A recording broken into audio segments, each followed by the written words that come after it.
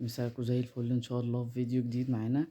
انا في موضوع اللي هو بتاع النادي المصري ده داير قوي كتير الايام دي، بس انا موضوع المصري او النادي المصري يعني انا عايز اتناوله من جانب تاني. احنا كنا عايزين نشوف المشكلة من اكتر من منظور. اول منظور اللعبة نفسها، يعني لعبة كرة القدم طول عمرها لعبة شعبية، اخترعوها زمان، وكانت اللعبة آه للإمتاع. الناس كانوا بيروحوا شغلهم، بيطلعوا من شغلهم عايزين يفرحوا، عايزين يرفهوا عن نفسهم، فكانت لعبة كرة القدم متعة للي بيلعبها، متعة للي بيتفرج عليها. هي في حد ذاتها معمولة للمتعة مش للتعصب، والتعصب فيها له حدود، ما ينفعش يعدي الحدود دي. تمام. هي طول عمرها كده، طول عمر اللعبة كده، إلا إن دخل علينا حاجات كتيرة قوي.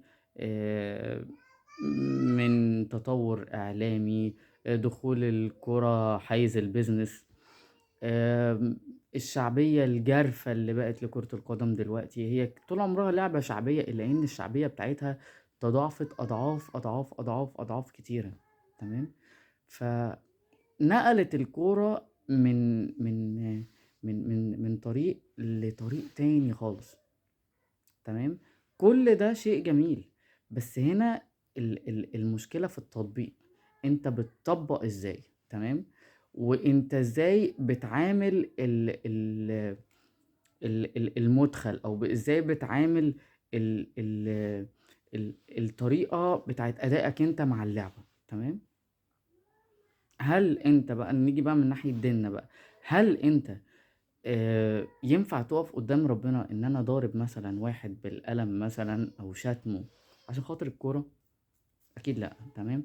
انا راجل اهلاوي، بحب نادية جدا وعايزه يبقى دايما كسبان ودايما بطولات ودايما ودايما ودايما ودايما ودايما، الا ان مكسب نادية ده لو بيحصل فهو شيء بيفرحني، بس لو ما حصلش، كون ان انا علشان افرغ غضبي علشان فريقي ما كسبش، ان انا مثلا اهين حد او اذي حد، دي عمرها ابدا ما هتكون ضريبة انا ادفعها قدام ربنا. ما ينفعش. تمام.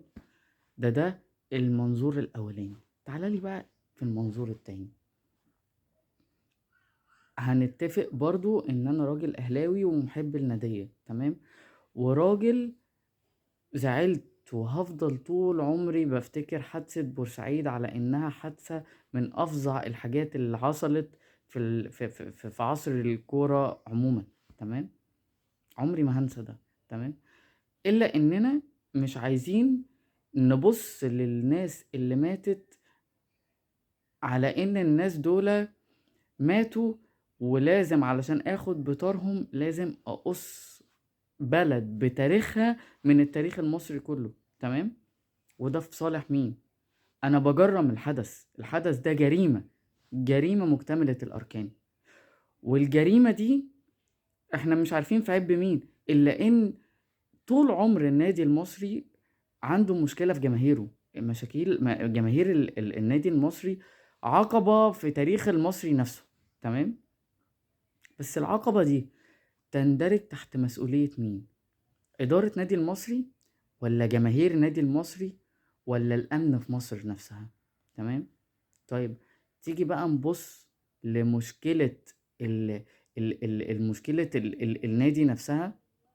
احنا الدوري المصري والبراند اللي بنبيعه، بما اننا اعترفنا ان الكورة دلوقتي بقت بيزنس، ان الدوري المصري ده منتج عندنا واحنا بنبيعه، واحنا بقينا بنتعاير ان الدوري بتاعنا دوري شركات. ملوش علاقة ابدا ان انت بتجيب احسن لعيبة ولا بتجيب. اللعبة من غير جماهير مش هتتباع. تمام. احنا عندنا كلهم 5 6 7 فرق جماهيرية اصلا في الدوري كله. تمام. انت عايز تقص لي منهم النادي المصري؟ طب انت كده عايز تقول ايه بقى يا عم الشيخ؟ عايز تقول ان ال... انك انت عايز تتجاوز عن كل اللي حصل من جماهير النادي المصري، والدنيا ترجع زي زمان وبتاع؟ لا طبعا. أنا عايز أوصل للفاعل، أنا عايز أوصل المشكلة حصلت ليه، أنا عايز أوصل مين اللي بيؤدي إلى تفاقم الأزمة، هل هو الجماهير والّا هل هو الإعلام والّا هل هو الأمن والّا مين؟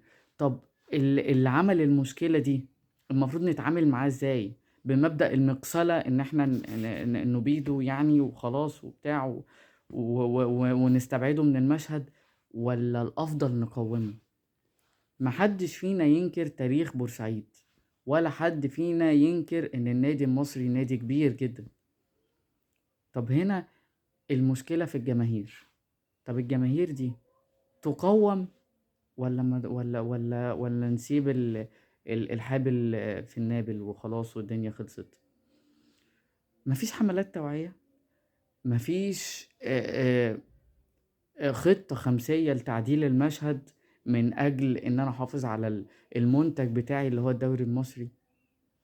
الإسماعيلي عنده نفس المشكلة، المصري عنده نفس المشكلة، يا راجل أنا راجل اسكندراني الأصل، نادي الاتحاد عنده نفس المشكلة، جماهير الفرق بتاعة المحافظات عندها نفس المشكلة، عندها بعض العدائية، إلا إن العدائية الأكبر عند جماهير النادي المصري، بس ده موجود في كل جماهير المحافظات، وهي الفرق الشعبية في مصر عموما.